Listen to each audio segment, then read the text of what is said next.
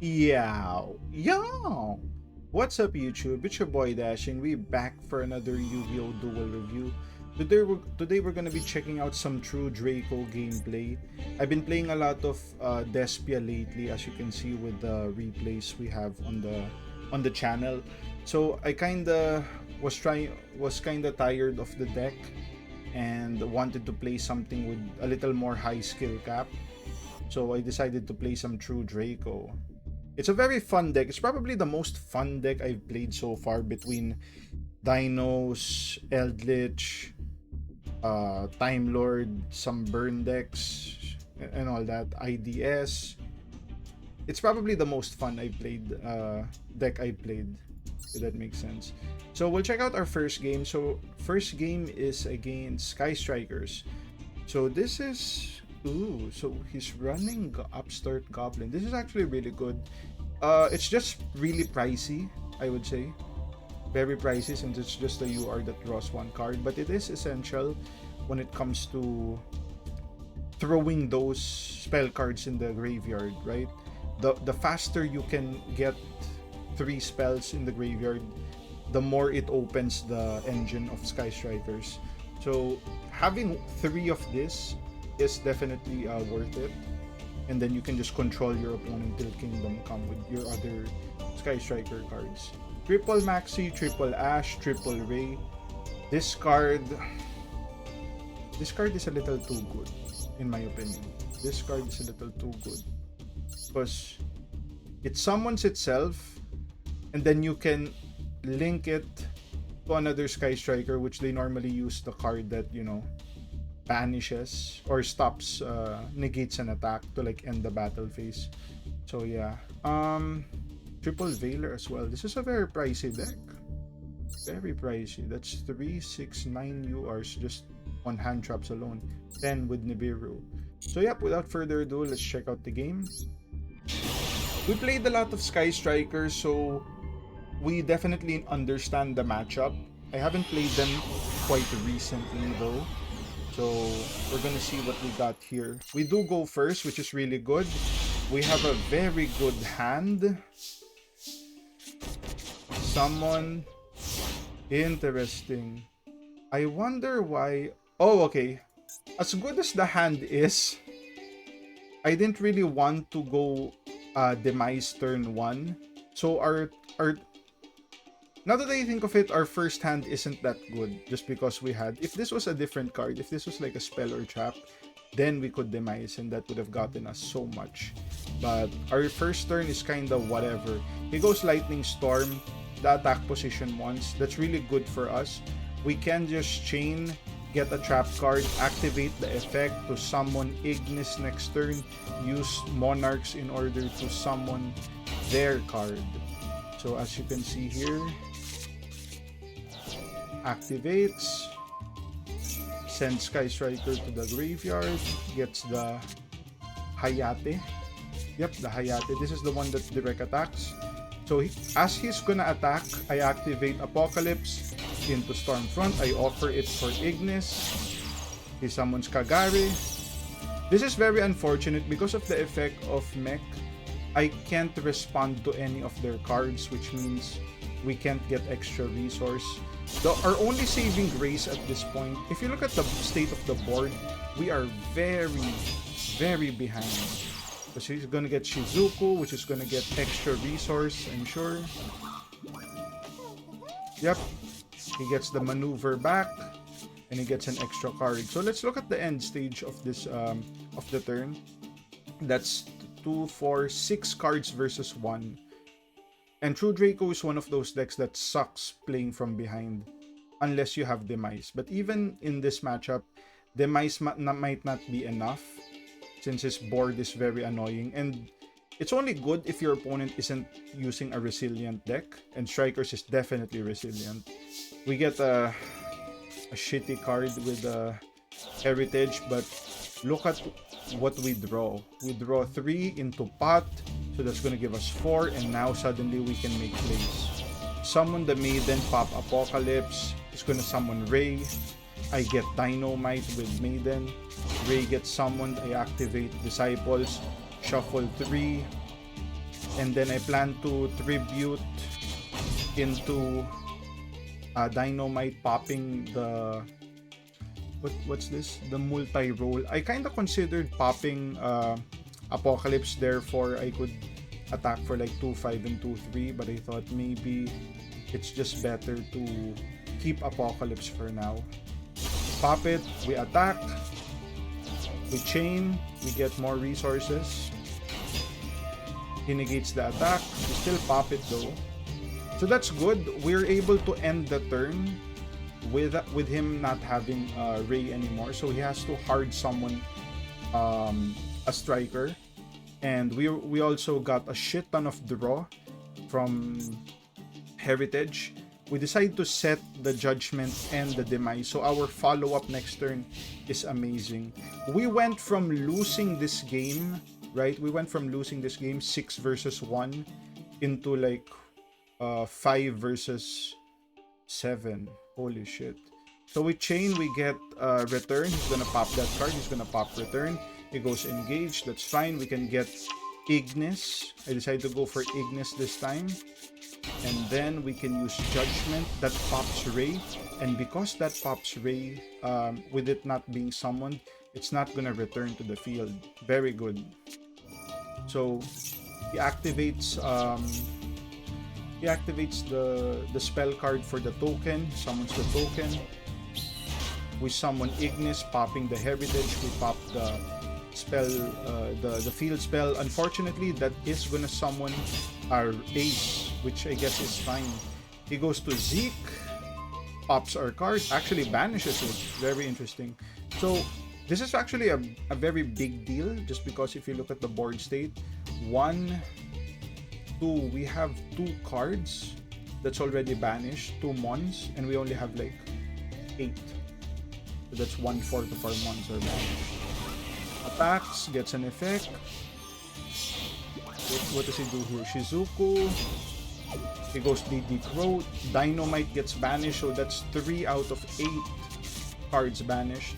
So what do we do here? We probably just set to summon Maiden. Or we get resources first, that's fine. Ooh, we get Diagram, that's amazing. We summon Maiden, we pop the card. He's gonna go Ray, we get extra resources.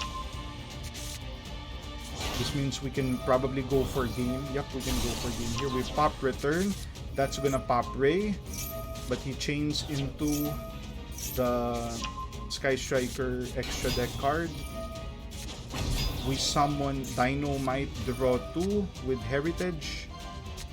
We haven't even used Demise, but the target here is not to use Demise, just so that we can win this turn.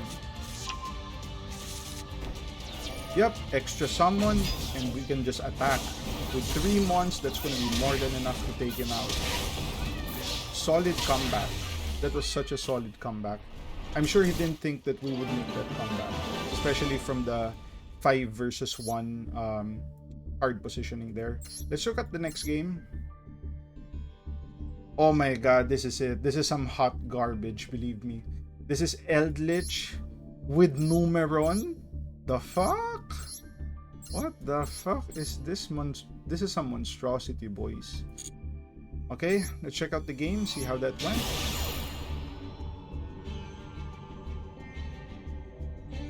You know, everyone watching, I hope you all are having a nice day. If it's not, then I hope it gets better. Okay, we're turn 2, so what happens here? Numeron. That was very surprising when I saw Numeron and then he picked going second or going first. That was very weird. So he summons this mon. Very problematic. Very hard to out for True Draco. But fortunately for us,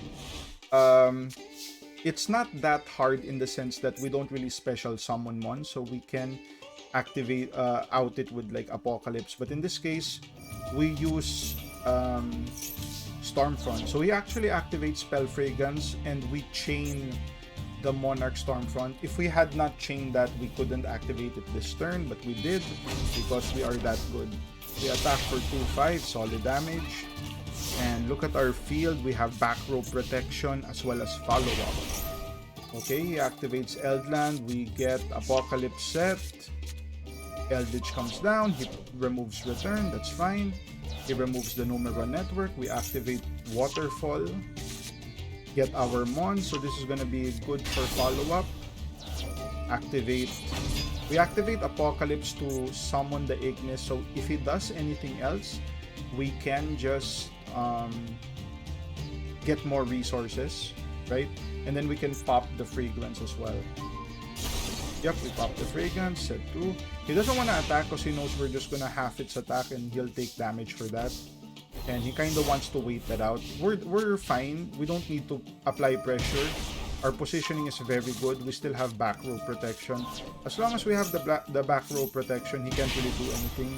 He goes skill drain, we go judgment. We get the extra resource and he knows he's screwed here. He probably doesn't have Duster. So yeah. So what does he do here? He goes Gustav. We don't want to deal with that. We pop Apocalypse, which pops the Gustav. He activates Hua and then the Scoops. Solid win. Solid win. Alright, next game, 7 turns, pretty long game. So this is Trap Tricks. Trap Tricks! Woohoo! And that's gonna be Trap Tricks with DPE, with some Phantom Knights. So this is a more extra deck oriented Trap Tricks. He has Unicorn into Talker, DPE and whatnot, double Trap Hole, that's really good. Maxi, Ash, so a lot of negates as well as compulsory. This is actually a good card, especially for Trap Tricks, you know, when you recycle those. Could be very helpful to out certain ones that, you know, are immune to destruction. Yep, without further ado, let's check out the game. We had a lot of games to do. A lot of good games. Alright, what do we have here? We have very bad hand. We're going second with a very bad hand. So you go Sarah into Phantom Knights. The Phantom Knights. Okay, links into Spider. Into Verte. Anaconda Verte. Okay. Goes DPE. Oh my god, that's so tough. DPE is DPE is probably the best card against this deck. It really struggles. We do have an out here. So looking at our card positioning, we just need one thing. If I'm being honest, we just need one thing. And that is he doesn't pop return. If he doesn't pop return, we have a chance. So we set 5, pass. Yep, okay, so he doesn't pop return. That's really good. So the play is to pop it using return. So I activate return, summon Dynamite, pop the DPE, I activate chain. But either way, I was gonna go Monarchs eventually. So he's negated, he gets popped, activate strike, so he doesn't resurrect. And now he's in a bad position because now he doesn't have a way to out Monarchs, except for, you know, he decides to pop Dynamite, but we do hard draw Dynamite, so we just attack for 2-5. These cards, this is probably, you know, Gravedigger's Trap Hole, but we don't really have grave and hand effects, so that's kind of useless. We attack 2-5 again, and can he make a play? Okay, someone into Sarah. We just go strike, so he has nothing, and then he scoops. Oh my god. That was very scary, right? Very scary. Any other player would have summoned Dynamite turn 1, and then, you know, it gets popped by DPE and whatnot, and, you know, you lose. You just lose. But, you know, being like a master tier player, we kind of identify how to win. Not someone turn 1, but someone turn 2. So, the last game is gonna be Adventure Tenyi. No. Sword Soul Tenyi, rather. Sword Soul Tenyi. Okay. Wow. The dude doesn't like Eldlich. I can say that. 3 forms of back row destruction. Holy shit. This guy played a lot of Eldlich. I kinda like this build, if I'm being honest. I don't play Sword Soul, so I can't really say if this is optimal. But probably not triple blackout. But I can see an argument for that. But we'll see. Maybe someday we'll go Sword Soul. You know, it's just too basic. I don't like basic decks. I feel like, you know, it makes me sleep. It makes me sleepy playing Sword Soul. Any deck that's kinda ABC. But I guess there will be times that you kinda want something to autopilot. You don't want to use your brain all the time. Our hand is potentially good. It is potentially good if we were going first. Since we are going second, that means he's gonna have Baron, and Baron is gonna be able to negate the card of Demise, which also means that and if he has Ash, the game is over. No way we win here. So yep, he has Baron, set 2 pass. What do we draw here? We draw another card of Demise. This is very bad.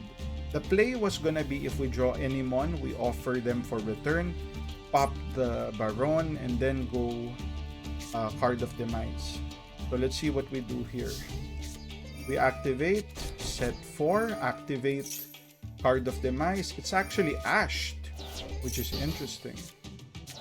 And we set that. He goes blackout, pops our 2 cards, which is kinda... It's not the worst thing in the world, if I'm being honest. He pops 2, we activate Apocalypse. He negates it with Baron. Now I'm hoping, this is my hope, I need him to pop return, right? If he pops Demise, game over. But no, he doesn't even pop. He uses the resurrection effect. And I wonder what happened there. Why didn't... Oh... He didn't have a Sword Soul card in hand. Oh, tragic. That was huge misplay. Huge misplay by Zion. Oh boy. I feel you, bro. I feel you. You just gave us the opportunity to come back. We go Demise into terraforming, get the diagram, pop, return. No, he doesn't let us pop. He pops us. But that's fine, we can trade that for the designator. So the field is very much in our favor now. We have back row protection. However, we don't have a mon. Until we get a mon, we are kinda at the back foot here. He summons the card. He goes Yugioh. This is such a heads-up play for us. He activates this mon, which is unaffected by card effects. So, unfortunately, we do have the Judgment. And because of that, we can activate Rivalry. He will be locked into Insect mons, which is only maxi from what we know. I decide not to summon this turn. I kinda wanna lock him out for a few turns, right? Just to like develop a decent board for the time being. But then again, I thought, well, maybe he can just, you know, he can just draw Duster eventually. He'll draw Duster eventually if it hasn't been banished yet, I would say. So we pop Maxi and we just go for damage here. We do have Monarchs on deck, so that's pretty good. We have pretty good positioning here. We definitely have the advantage at this point. We get Judgment, we attack another one. Still us having the better positioning. Sets 1, pass. We activate Disciples. Draw, return 3. Draw 1, we get Apocalypse, we attack. His turn, what does he do? He activates Lightning Storm, we activate Judgment, pay 1-2. He activates Duster. Oh, oh no! At this point, he's the one in the driver's seat now. But I don't know if he has anything else in his hand. It would be cool if the replay would show the hand so that, you know, it's better to commentate. we do the heads up play of putting it in our hand this time. He activates Desires, banish another 10. He has 2 cards left, and we don't know if he was able to draw a useful card or not. He doesn't. I don't think he drew anything, and we didn't draw anything as well. But we do have some protection here, right? This is some protection. So what card does he draw? He draws Vishuda. We get more resources. Yep. Okay, so I immediately identified what he was trying to do there. He summoned Vishuda and then summoned the Ash. He's gonna go to Baron, which means you need to interrupt that. Activate Return, activate Apocalypse, pop Return, pop the Vishuda. Boom, and then you have nothing. You just attack the Ash to end the game. So those were amazing games, right? Very high level plays, a lot of reads and whatnot. I'll show you guys the deck profile in case you guys are interested. I'll just give it a few seconds since this is like the same deck I show in like a lot of my videos. So, you know, if you guys have any questions, leave it in the comments. As you can see, the deck just owns, right? To a certain extent. If you don't brick, you go unga bunga. But if you brick, well, obviously you lose, right? So yep, that's gonna be the video. If you guys like the content, like, comment, subscribe. If you want to support your boy even more, links to Patreon down in the description. I'll see you guys on the next one. Cheers.